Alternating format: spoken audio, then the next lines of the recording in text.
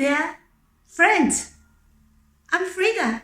I'm so glad that you joined me again on this channel. Today, I'm ready to dive into the first chapter of my memoir. It's a story which is very close to my heart.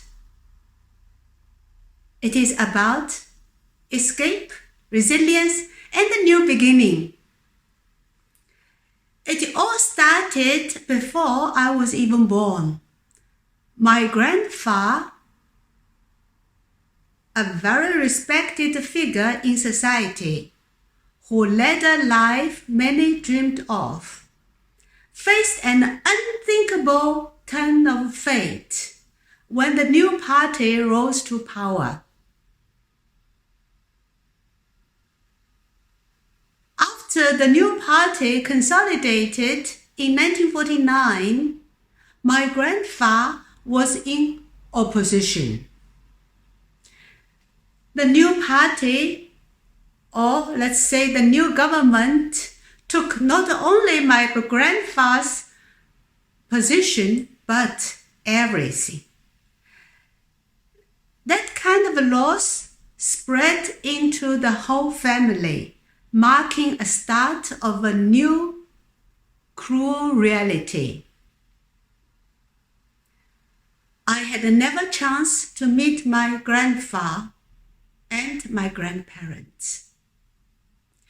I think my grandfather's story is not just a personal tragedy. It shows the hard reality of political transition and revolution.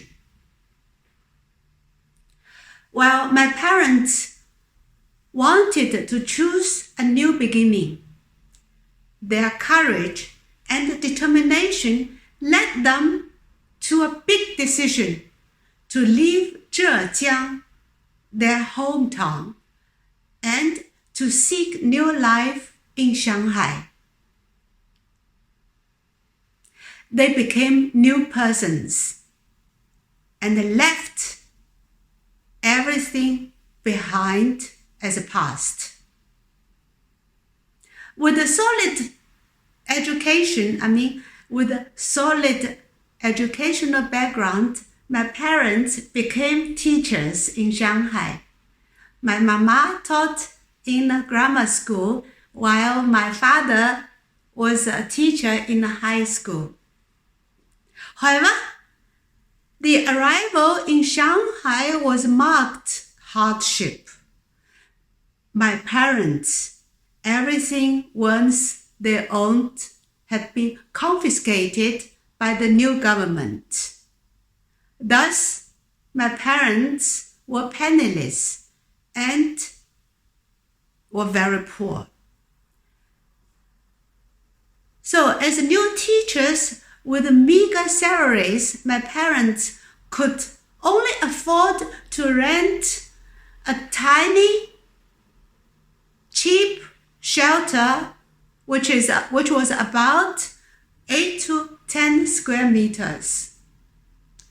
This small room lacked basic facilities. There was no toilet, no bathroom, no kitchen, and even no running water. And that was in this corner of the world's most populous city. My brother was born into these challenging conditions.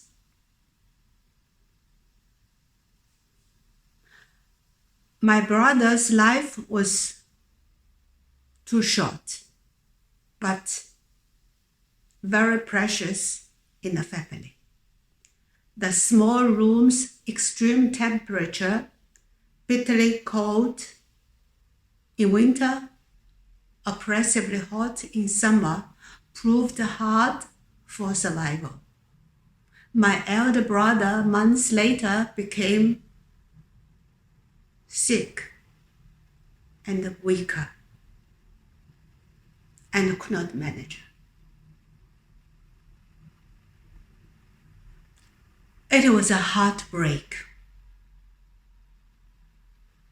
Words could not capture.